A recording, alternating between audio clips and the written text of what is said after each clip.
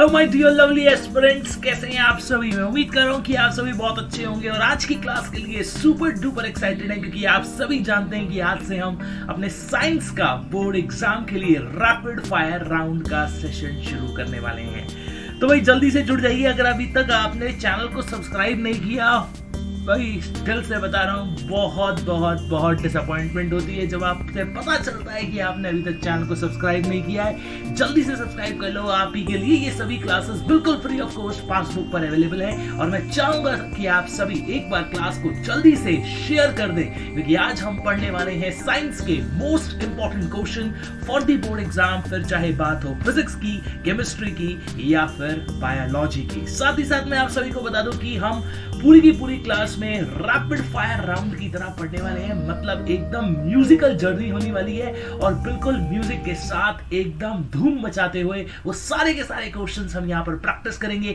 जो कि आपके एग्जाम के लिए साइंस के पॉइंट ऑफ व्यू से सबसे ज्यादा इंपॉर्टेंट रोल रखते हैं। मैं आप सभी से चाहूंगा कि आप इस इवेंट में जरूर पार्टिसिपेट करें। अगले कुछ दिनों तक हम रेगुलरली यहाँ पर जुड़ने वाले हैं और सभी के सभी क्वेश्चंस को यहाँ पर बहुत ही अच्छे तरीके से प्रैक्टिस करेंगे।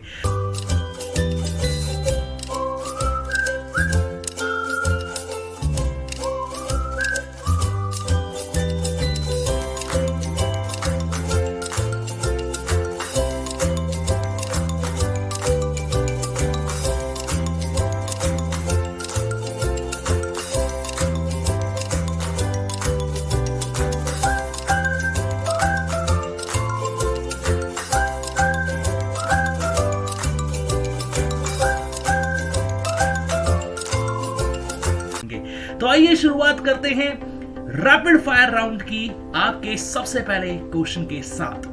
कह रहे student, which of the following are energy foods. क्या लगता है स्टूडेंट, इनमें से जल्दी से बता दो कौन कौन से आपके एनर्जी फूड्स हैं। एनर्जी फूड्स आप सभी जानते हैं ना, वो फूड जो हमें एनर्जी देते हैं। तो हमें एनर्जी किससे मिलती है? आपके ऑप्शंस आपकी स्क्रीन पर। A carbohydrates and fats, B proteins and mineral salts, C vitamin and mineral, D water and roughage. और आप सभी को पता है ना कि सबसे ज्यादा एनर्जी हमें किससे मिलती है?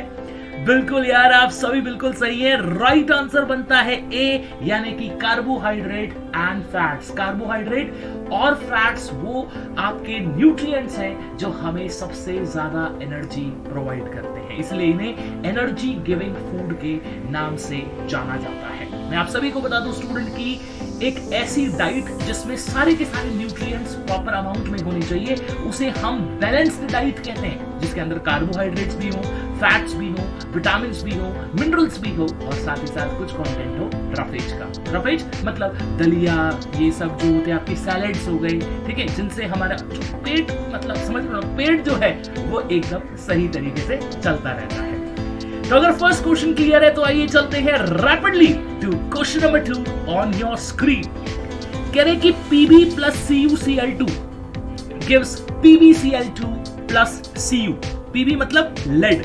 बात हो रही है स्टूडेंट लेड के बारे में। Lead plus cuprous chloride gives lead chloride plus copper. Above reaction is an example of a combination, B double displacement, C decomposition या डी डिस्प्लेसमेंट। आप सभी जानते हैं केमिकल रिएक्शंस एंड इक्वेशन के चैप्टर का ये क्वेश्चन है और बिल्कुल एकदम मस्त तरीके से आपसे पूछा गया है। देखिए अगर हम इस क्वेश्चन को ध्यान से देखें तो आप कहेंगे स्टूडेंट की जो पीबी है ना, जो पीबी है उसने कॉपर को CuCl2 से हटाकर अलग कर दिया। जब भी ऐसा एक क्वेश्चन आए जिसमें आपको एक सिंगल एलिमेंट दे रखा हो, जैसे आप देख सकते हो पीबी एक सिंगल एलिमेंट है और CuCl2 मतलब एक कंपाउंड आपको दे रखा हो और फिर वो उसके साथ रिएक्ट करे और उसको हटाकर वहां से अलग कर दे। जैसे देखो कॉपर अलग हो गया है और पीबी खुद जाकर Cl2 के साथ जुड़ गया है। तो इस तरह का रिएक्शन होता है आपका डिस्प्लेसमेंट रिएक्शन। स्टूडेंट कैसा रिएक्शन होता है? Displacement reaction. इसका मतलब है इस क्वेश्चन का राइट आंसर आ जाएगा डी। ऐसे जितने भी एस्पिरेंट हैं जिन्होंने क्लास में आंसर किया है D, excellent, you all are really doing superb. और अगर आप कहीं पर भी लैग कर रहे हैं तो हिम्मत मत हारिएगा बिकॉज इस क्वेश्चन से आपको ये बिल्कुल अच्छे से क्लियर हो गया होगा कि डिस्प्लेसमेंट रिएक्शन क्या होता है। डिस्प्लेसमेंट रिएक्शन वो होता है स्टूडेंट जिसमें एक हाईली रिएक्टिव एलिमेंट, कम रिएक्टिव एलिमेंट को रिएक्टिविटी सीरीज के अंदर जब हम पढ़ते हैं उसमें से हटाकर उसे अलग कर देता है। ठीक है, चलिए आगे चलते हैं क्वेश्चन नंबर 3 की तरफ। और बिल्कुल देखो छोटे छोटे आप देख रहे हैं यहां पर सैपलिंग्स दिखाए गए हैं और उन्हीं के से रिलेटेड हमारा question number 3 on your screen of biology. Response of the plant root towards water, कह रहे कि जो प्लांट की रूट्स होती है उनका रिस्पॉन्स पानी की तरफ किस नाम से जाना जाता है? आपके ऑप्शन है ए कीमोट्रोपिज्म, बी फोटोट्रोपिज्म, सी हाइड्रोट्रोपिज्म या डी जियोट्रोपिज्म। मैं आप सभी को बता दूं स्टूडेंट कि ये चारों ही नाम बहुत इंपॉर्टेंट है और एग्जामिनेशन पॉइंट ऑफ व्यू से क्रिस्पी नोट्स के तरीके से हम इन चारों को भी क्लियर करने वाले हैं। पहले एक बार देख लेते हैं आप सभी का आंसर क्या है। देखिएगा बात हो रही है पानी के बारे में और पानी को जो बेस्ट डिस्क्राइब करता है वो वर्ड होता है हाइड्रो। तो हाइड्रो का मतलब होता है स्टूडेंट पानी और ट्रोपिज्म का मतलब होता है मूवमेंट। तो अगर आप वो हैं जिन्होंने इस क्वेश्चन का आंसर दिया है सी हाइड्रोट्रोपिज्म, कांग्रेचुलेशंस, आपका आंसर बिल्कुल सही है। Hydrotropism is the right answer on your screen. साथ ही साथ मैं आप सभी को बता दूं कि स्टूडेंट ये चारों ही बहुत इंपॉर्टेंट है। तो आइए एक बार बेसिक कॉन्सेप्ट को थोड़ा सा क्लियर कर लेते हैं। कीमोट्रोपिज्म में देखिएगा कीमो का मतलब है केमिकल और ट्रोपिज्म का मतलब आपको पता है मूवमेंट होता है। तो अगर प्लांट की मूवमेंट केमिकल्स की तरफ हो रही है उसे हम कीमोट्रोपिज्म कहते हैं। फोटो का मतलब है लाइट और ट्रोपिज्म मूवमेंट, मतलब movement of plant towards light is known as phototropism. Hydrotropism अभी भी मैंने आपको क्लियर किया कि movement of plant towards water होता है। जियो का मतलब होता है ग्रेविटी और ट्रोपिज्म का मतलब मूवमेंट। तो जब भी प्लांट की मूवमेंट हो ग्रेविटी की तरफ उसे हम कह देते हैं क्या? जियोट्रोपिज्म। ठीक है जी, चलिए आगे चलते हैं। अगला क्वेश्चन आ चुका है आपकी स्क्रीन पर और ये है स्टूडेंट केमिस्ट्री का सवाल आपसे रिलेटेड। एल्केली क्या होते हैं स्टूडेंट? मतलब ये कौन सी कली है सर? एल्केली, या it's alkali. A option acids which are soluble in water, B option acids which are insoluble in water, C option bases which are insoluble in water या D option है आपका bases which are soluble in water। मैं आप सभी को बता दूं कि देखिएगा एल्केली क्या होते हैं। तो एल्केली आपके वो बेसिस होते हैं स्टूडेंट जो पानी में घुल सकते हैं। याद रखिएगा स्टूडेंट सारे बेसिस जो हैं वो आपके पानी में नहीं घुल सकते। मतलब कहने की बात क्या है, कुछ ही ऐसे बेसिस होते हैं जो पानी में सोल्यूबल होते हैं, उन्हीं को हम एल्केली के नाम से जानते हैं। जैसे lithium hydroxide, potassium hydroxide, sodium hydroxide, ये वो बेसिस हैं जो पानी में घुल सकते हैं। उनको हमने एक स्पेशल नाम दे दिया, उन्हें हमने कह दिया एल्केली। तो याद रखिएगा सारे एल्केली तो बेसिस होते हैं लेकिन सारे बेसिस एल्केली नहीं होते क्योंकि सारे बेसिस पानी में घुलनशील नहीं होते हैं। ठीक है, चलिए आगे चलते हैं। क्वेश्चन नंबर 5 एकदम अमेजिंग। ये क्वेश्चन तो बिल्कुल हीरा है, हीरा। आइए चलते हैं क्वेश्चन की तरफ। कह रहे कौन सा कार्बन का ऐसा एलोट्रॉप है which is a good conductor of heat and electricity। Carbon आप सभी जानते हैं नॉन मेटल की कैटेगरी में आता है और जो मेटल्स होते हैं वो गुड कंडक्टर होते हैं हीट एंड इलेक्ट्रिसिटी के। बट यहां पर क्वेश्चन आपको एक्सेप्शन से रिलेटेड पूछा गया है कि कार्बन का कौन सा ऐसा फॉर्म है which is a good conductor of heat and electricity and your options are A diamond, B graphite, C charcoal या D none of these।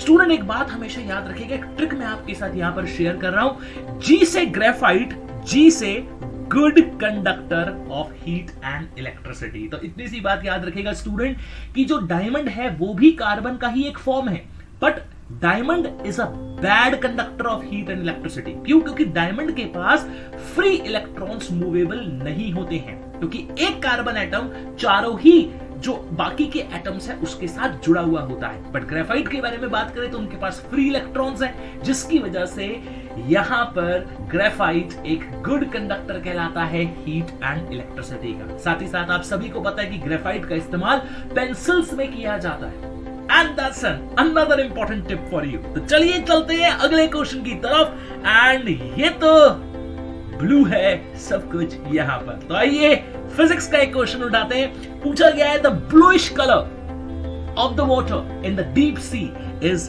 Due to. कह रहे कि समुद्र के पानी का नीला रंग किस वजह से होता है?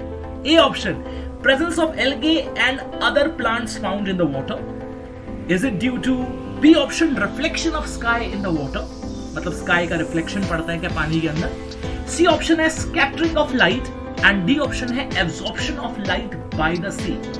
एक बात हमेशा याद रखिएगा, एक ट्रिक आपके साथ शेयर कर रहा हूं, यहां पर इस ट्रिक को अपने साथ लेकर जाइएगा आज की क्लास से, कि जब भी आपसे एग्जाम में ऐसा क्वेश्चन पूछ ले जो कि कलर पर बेस्ड हो, जैसे आपसे पूछ ले ब्लू कलर ऑफ स्काई और सी, या डेंजर सिग्नल्स को हम रेड कलर का बनाते हैं, या फिर कोई भी ऐसा क्वेश्चन आ जाए जिसमें कलर के बारे में बात हो, जैसे सनराइज और सनसेट के टाइम पर सन का रेड दिखना, ये सारे के सारे जो फिनोमेना आप देख रहे हैं, ये सब के सब स्कैटरिंग पर बेस्ड होते हैं। तो इस क्वेश्चन का राइट आंसर क्या बनेगा? C option, that is scattering of light. Scattering मतलब बिखराव, बिखरना, ठीक है ना, तो स्कैटर हो जाना। तो आप सभी ये बात तो बखूबी जानते हैं ना कि जो वॉयलेट कलर होता है या जो ब्लू कलर होता है उसकी स्कैटरिंग सबसे ज्यादा होती है, लेकिन जो लाल रंग होता है वो सबसे कम फैलता है, इसलिए हमें दूर से भी दिखाई दे जाता है। ठीक है जी, चलिए आगे चलते हैं नेक्स्ट क्वेश्चन की तरफ, और इस क्वेश्चन में आप सबकी आंखें खोली जाएंगी। आइए देखते हैं question number 7। Part of the I that controls the size of the प्यूपिल। बहुत ही अच्छा क्वेश्चन आपसे पूछा गया है। हमारी आंख की एक पुतली होती है, मतलब प्यूपिल के बारे में बात हो रही है, उसके साइज को कौन कंट्रोल करता है? आपके ऑप्शन है ए आई बॉल, बी कॉर्निया, सी आइरिस, या डी रेटिना। क्या लगता है स्टूडेंट, क्या आंसर आएगा? हमारी आंखों की जो प्यूपिल है, आपको पता है जब हम सनलाइट से या ब्राइट लाइट से अंधेरे में आते हैं तो कुछ टाइम के लिए हमें दिखता नहीं है, क्योंकि ये प्यूपिल का साइज चेंज हो जाता है। जब हम सनलाइट में होते हैं या ब्राइट लाइट में होते हैं तो प्यूपिल जो होती है वो छोटी हो जाती है, और जब हम डिम लाइट में जाते हैं तो रिलैक्स करती है, मतलब बड़ी होती है। उसको छोटे से बड़ा होने में थोड़ा सा टाइम लगता है, इसी वजह से कुछ टाइम के लिए जब हम ब्राइट लाइट से डिम लाइट में जाते हैं तो हमें दिखाई नहीं देता। तो वही आपसे पूछा गया है, बट इस प्यूपिल के साइज को छोटा और बड़ा करने में कौन आपकी मदद कर रहा है? अगर आप वो हैं, बिल्कुल सही जिन्होंने आंसर दिया है C option, that is iris, तो आपका आंसर बिल्कुल सही है। और मैं आप सभी को बता दूं कि ये आइरिस ही है जो ना केवल प्यूपिल के साइज को छोटा बड़ा करता है, बल्कि साथ ही साथ हमारी आंख के रंग को भी निर्धारित करता है। जी हाँ, आपको पता है कि कुछ लोगों की आंखें नीली होती हैं, कुछ की आंखें ब्राउन होती हैं, कुछ की सिल्वर होती हैं, और कुछ की गुलाबी, मतलब गुलाबी आईज तो मूवीज में होती है। मेरा मतलब था अलग अलग कलर की जो आई आपको देखने को मिल रही है, उसके पीछे का जो रीजन है वो क्या है? आइरिस के अंदर पाए जाने वाला पिगमेंट। आइए चलते हैं अगले क्वेश्चन की तरफ, and hereby we go to tomato, मेरा मतलब है टमाटर से रिलेटेड एक क्वेश्चन आपसे। Tomato is a natural source of which acid? टमाटर के अंदर मुख्य रूप से कौन सा एसिड पाया जाता है? आपके ऑप्शन है A acidic acid, B citric acid, C tartaric acid, या डी ऑक्सैलिक एसिड। टोमेटो के अंदर पाए जाने वाले एसिड का नाम आपको बताना है। टमाटर, देखिएगा बहुत बढ़िया। अगर आप वो हैं जिन्होंने आंसर दिया है एकदम मजे से डी ऑक्सैलिक एसिड, तो इसका ये बिल्कुल सही आंसर है। मैं आपको बता दूं स्टूडेंट कि ये बाकी के भी जो एसिड्स आपको दिए हुए हैं वो एक इंपॉर्टेंट भूमिका निभा रहे हैं। जैसे एसिटिक एसिड आपको पता है सिरका यानी कि विनेगर में पाया जाता है, सिट्रिक एसिड खट्टे फलों में पाया जाता है, जैसे आपके मैंगो या आपके जो लेमन्स हैं, ऑरेंजेस हैं, इनमें पाया जाता है। टार्ट्रिक एसिड मुख्य रूप से टेमरिंड यानी कि इमली में पाया जाता है, और ऑक्सैलिक एसिड टमाटर में पाया जाता है। आइए चलते हैं आगे क्वेश्चन नंबर 9 की तरफ, और ये क्वेश्चन है आपके टीथ से रिलेटेड, यानी कि दांतों के ऊपर हमें एक शाइनी कोटिंग नजर आती है जो कि बहुत ही हार्ड भी होती है, उसे हम एनेमल के नाम से जानते हैं। याद रखिएगा, एनिमल नहीं, enamel. Tooth enamel is made up of, जो हमारे टूथ का एनेमल है वो किसका बना हुआ होता है? आपके ऑप्शन है A calcium phosphate, B calcium carbonate, C calcium oxide, या डी पोटेशियम। मैं आप सभी को बता दूं कि जिसका हमारा टूथ का एनिमल बना हुआ है उसी की हमारी हड्डियां भी बनी हुई है, मतलब हमारी बोन्स भी उसी की बनी है। और अगर आप वो हैं जिन्होंने आंसर दिया है ए कैल्शियम फॉस्फेट, तो आप सभी बिल्कुल सही हैं। CA3PO4 whole choice, chemically known as calcium phosphate, से हमारी बोन्स और हमारे टीथ बने। आइए चलते हैं आज की क्लास के एकदम लास्ट क्वेश्चन की तरफ और देखते हैं कितने ऐसे स्टूडेंट हैं जो इस क्वेश्चन का बिल्कुल सही आंसर यहां पर देने वाले हैं। Question on your screen, chemical formula of washing soda. अरे वाह यार, वॉशिंग सोडा का केमिकल फॉर्मूला आपसे पूछा गया है और अगर आप यहां तक पहुंच गए हैं ना तो ये आपकी डेडिकेशन को दिखाता है कि आपने क्लास को पूरा अटेंड किया है। जितने भी ऐसे स्टूडेंट हैं जो क्लास को पूरा अटेंड कर रहे हैं, मैं आप सभी को विश्वास दिलाता हूं कि सारे के सारे क्वेश्चंस आपको, most of the question in fact आपको इसी सीरीज से देखने को मिलेंगे जो कि आपके साइंस की मोस्ट इंपॉर्टेंट क्वेश्चन की सीरीज है, तो प्रैक्टिस जरूर करिएगा। Question on your screen and your options are Na2CO3.7H2O, Na2CO3.5H2O, Na2CO3.2H2O या Na2CO3.10H2O। मैं आप सभी को बता दूं कि डॉट के बाद जो पानी के एक्स्ट्रा मॉलिक्यूल्स यहां पर एसोसिएट होते हैं उन्हें हम वाटर ऑफ क्रिस्टलाइजेशन के नाम से जानते हैं। जैसे अगर हम बात करें वॉशिंग सोडा के बारे में तो इसका राइट आंसर बनता है आपका D part, that is Na2CO3.10H2O। यानी कि वॉशिंग सोडा के अंदर 10 पानी के मॉलिक्यूल्स के क्रिस्टलाइजेशन जो है वो यहां पर जुड़े हैं। वॉशिंग सोडा, जी हाँ बिल्कुल सही समझा, जो कि धोने के काम आता है, आई मीन टू से कपड़े धोने के काम आता है, which is used for washing the clothes. ठीक है जी, चलिए तो जाते जाते आपसे आज का होमवर्क क्वेश्चन, और मैं एक्सपेक्ट करूंगा कि आप इसका कमेंट बॉक्स में कमेंट करके आंसर जरूर बताएंगे। बायोलॉजी का क्वेश्चन आपसे एज अ होमवर्क क्वेश्चन पूछा जा रहा है। अगली क्लास में हम इसे डिस्कस करेंगे और जितने भी ऐसे स्टूडेंट हैं जो कमेंट बॉक्स में कमेंट करके इसका आंसर देंगे उनका नाम क्लास में अनाउंस होगा, तो मेक श्योर कि आप जल्दी से इस क्वेश्चन का आंसर कमेंट बॉक्स में कमेंट करके जरूर बता दीजिएगा। तो question on your screen, largest gland in the human body, हमारी बॉडी की सबसे बड़ी ग्लैंड कौन सी है? और आपके ऑप्शंस है ए लिवर, बी गैस्ट्रिक ग्लैंड, सी पेनक्रियास या डी सैलिवरी ग्लैंड। इस क्वेश्चन का करेक्ट आंसर क्या है अभी नहीं बताऊंगा, अगली क्लास में जब आपसे मिलेंगे, मुलाकात करेंगे तो इस क्वेश्चन का आंसर रिवील होगा। जानने के लिए देखते रहिएगा हमारी नेक्स्ट क्लास। मिलेंगे आपसे, कमेंट बॉक्स में कमेंट करके आंसर जरूर बता दीजिएगा। बहुत अच्छा लगता है आपके साथ ऐसे छोटी मोटी मुलाकातें करते हुए और आपको सिखाते हुए, बिकॉज आप सभी जानते हैं पासबुक है नियर, हर एग्जाम है क्लियर। पासबुक, चलिए मिलते हैं नेक्स्ट क्लास में कुछ और न्यू एक्साइटिंग साइंस के क्वेश्चंस के साथ, because this year I am dedicated to make more and more exciting videos for you all, ताकि आपकी हेल्प हो सके और आप अपने एग्जाम में बहुत अच्छा परफॉर्म कर सके। अगर आपने अभी तक चैनल को सब्सक्राइब नहीं किया, do hit the subscribe button. साथ ही साथ मैं आप सभी से रिक्वेस्ट करूंगा कि क्लासेस बहुत इंपॉर्टेंट है, इनको जरूर शेयर कर दीजिएगा अपने सभी फ्रेंड्स तक, अपने सभी रिलेटिव्स तक, ताकि उनकी भी हेल्प हो सके। Thank you so much, bye bye, मिलते हैं नेक्स्ट क्लास में।